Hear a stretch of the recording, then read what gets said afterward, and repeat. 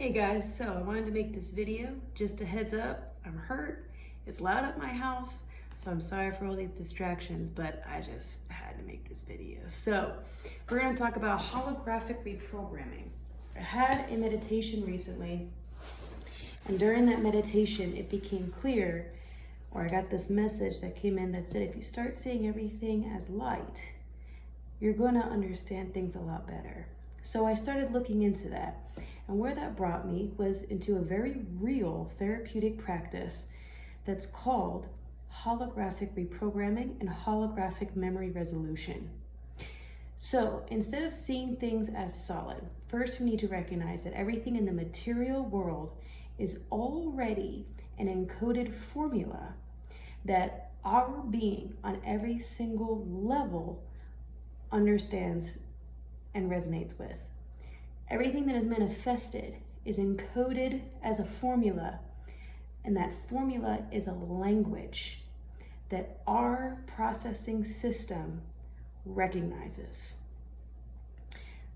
Here's what's interesting though, is understanding what that processing center is. We are holograms. Everything around us is a hologram. So the key to getting into the unconscious mind, the key to being able to move past traumas, all that kind of stuff, what I believe, and what other therapists are also in the behavioral health world moving more towards, is understanding that since this is holographic, we have to attack the structure, not what is already here. Because once you change the structure of something, you change the entire identity and the entire picture. So let's explain what a hologram is, and how that creates a holographic image, so we can get a better understanding as to how our memory works, and therefore how we work. Also, on another side note, when it has to do with holograms and holographic memory and all of that, we have these little neurons in our brain called mirror neurons. Mirror neurons are responsible for recreating an experience that we see in our everyday life. So if someone is eating a banana, these mirror neurons are automatically, in my mind, going to start recreating that image of myself eating the banana. So then I can now better comprehend and connect with what is going on. Doesn't mean I have to like bananas or nothing like that.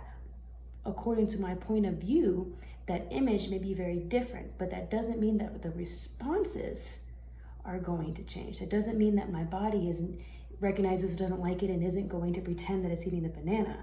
No, these mirror neurons lay out the entire environment so then we can comprehend and connect with what is going on. So this was very mind-blowing for me, which is why I'm sharing it with you, because I think it really connects a lot of dots here when, as magicians, as we're doing our work, right, and alchemists. So let me readjust this image here a bit. There we go. So I can show you what a hologram is. So we start with one source of light, and this source of light gets shot out, okay? Now it hits a beam splitter, okay? We can call this duality. It hits the beam splitter, and this beam now, this one beam, splits into two. We will call this second beam our reference beam, okay? Now, this hits another filter, then shoots down as it continues to diffuse and hits a diffuser, right? A diffusion lens.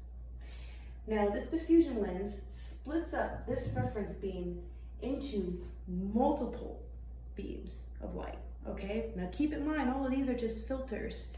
The light's doing this on its own. So the light now is spread into a bunch of different beams and hits a blank wall, okay? Or a screen, we'll call that the screen, okay? This light, we'll call this the object beam. This shoots down, hits a splitter or a diffusion lens or a divider, whatever you want to call it. That beam automatically, boom, shoots into all different types of rays, right? All different types of beams. Now, what they'll do is they'll place an object here. Let's say it's an apple, okay? So this is the apple. Now, if we were to just go from here, right, you're only gonna see like the shadow of that apple. You're not actually gonna see the apple hitting the screen. But what happens, which is very interesting, is that once it hits the apple, these beams of light, boom, shoot out into multiple other beams and hits the screen.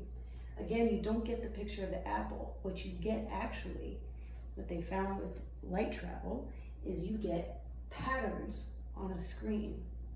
On this screen, that's what happens when light goes through this process and goes to an object and then shoots out, and hits this screen right here.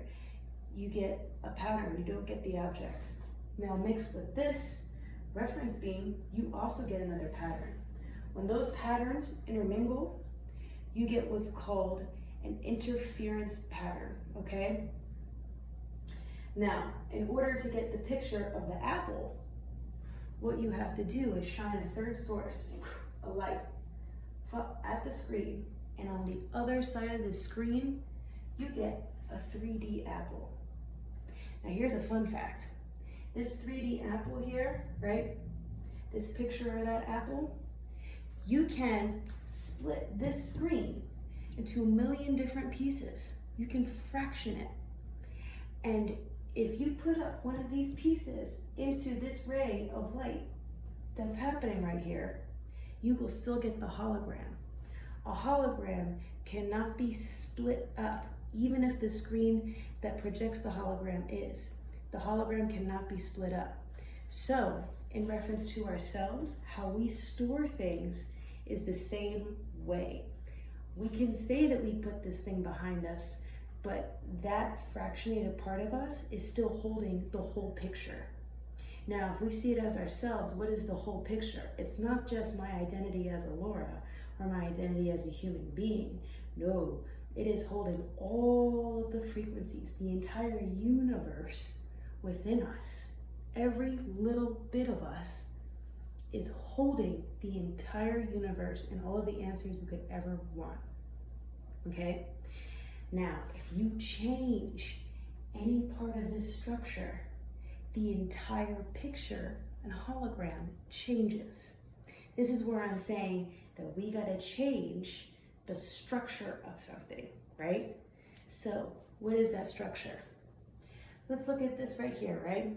Got the source of life. By the way, what does that look familiar to?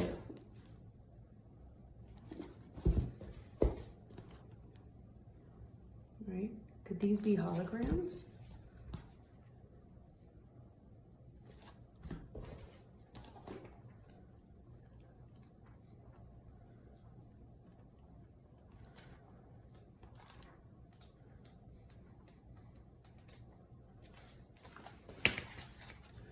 Could this be a beam and the beam splitter, the diffusion lenses?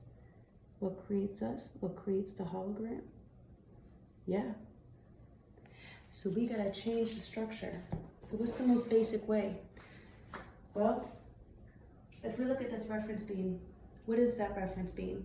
Now, in my opinion, the reference beam represents our ancestors, our lineage, the history of the world, right?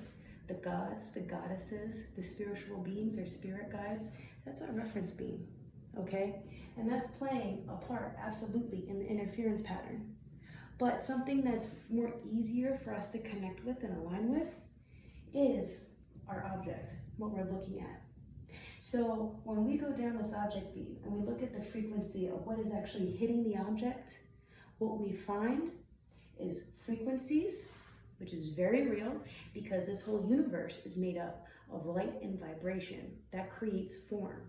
If there is no light and vibration, then the form cannot hold its structure, okay? So what frequencies are you around? And you bet your ass that this screen right here is a frequency. Everything is, right? So what frequencies are you around that's permeating in your environment? What's in your environment, right? Parental units, all that kind of shit, right? That's creating the belief system, that's creating this third light here that looks at the screen, point of view, right? We have energy constraints, and we have belief systems that are then put in right? So this creates our alignment. Now, how can we identify what is part of our structure?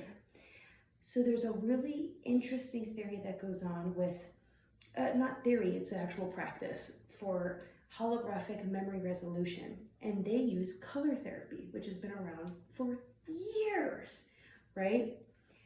Colors are part of the structure. They're part of the formula that makes up how we see this object, how we see what's going on. So for example, if I look at yellow, right? My yellow is not going to be the same as your yellow. And yellow is beyond the label that we give it. Yellow is an encoded formula. All colors are encoded formulas that our processing centers recognize, receive, comprehend, and utilize in order for us to better adapt. So one way that color theory works within memory resolution is you'll have a trauma, right? Now, we also have an ingrained system that takes this trauma, and the millisecond before we become overwhelmed, we create our coping skill or that behavior that then continues to reenact in our lives.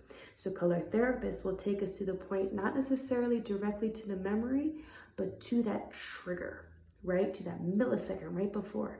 And as soon as they do that, they will switch the picture and they'll have you imagine yourself in a place with nature, right? You're surrounded by nature. It could be on a beach, it could be in the woods, anywhere in nature that you consider your safe place. From that spot, you find the colors. What colors resonate with you the most? Those are your safety colors. Now, you go back to that trigger point and you implement, right, those safety colors into the trigger. And that produces a feeling and a sense of safety, which then neutralizes the event. This is one way how the structure can be interrupted. Now, another way that happens in holographic reprogramming that I like to use as well is muscle testing. You muscle test yourself when you start coming up with a shitty feeling, right? Or you want to get into your unconscious. You start looking at, okay, I noticed that I have this blockage here. All right, you start muscle testing. Is this blockage from a limiting belief? Yes, okay. Is that limiting belief from an incident I had as a kid? Yes, okay. Or no, right? Maybe it's from something in my early 20s or something like that. But you find out. Once you find that out, you start finding out what belief that is. Once you find out what belief that is, then you find out what healing modality works for you. Because every person is different and every experience is going to be different. There is no one healing modality for everyone. No, we hold the whole picture. So the whole picture has a bunch of different cures that you can use. It's up to you to find out what works. For me, what's been working the most has been affirmations, frequencies, and mantras. Huge. I did a video before talking about how mantras change the circumstance in which you're in, and affirmations help with the identity that you're currently holding. Well, with these limiting beliefs, right? Affirmations can fit right in. But if that doesn't work for you, frequencies do. After doing some muscle testing for a limiting belief I had, I found out that after continuing to do the muscle testing, what I got was, okay, I need to be listening to 110 frequencies at night. Okay, I trust my unconscious. When I started doing that, all of a sudden, all these other healing modalities came about and I was able to neutralize the belief systems that were occurring. I also have been implementing that color reprogramming because the color theory for me as someone who is extremely visual is very, very rewarding, but it may not work for you.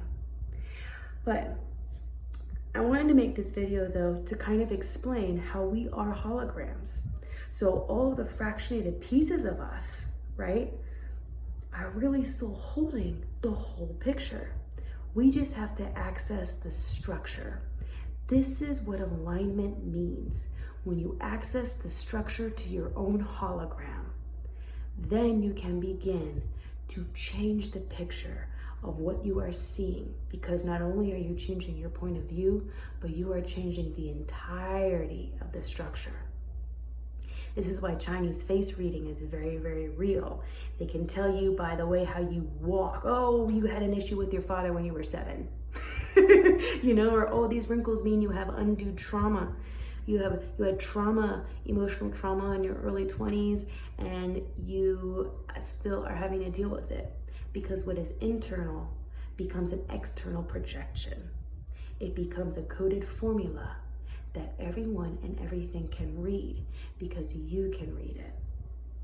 So, this was a brief explanation of holographic memory resolution and holographic reprogramming.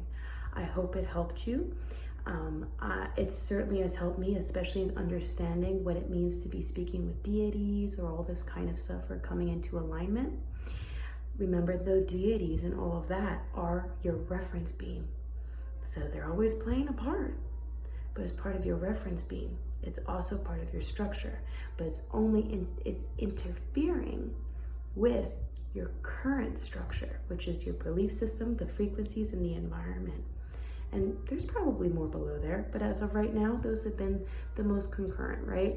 Because those make up your belief system. And according to your point of view, that's that final light that shines through and creates the object that we are seeing, the life that we are living. But that life that we are seeing and that we are living is nothing but a hologram. So, many blessings on your journeys. I hope this helped, and I'll talk to you later. Bye.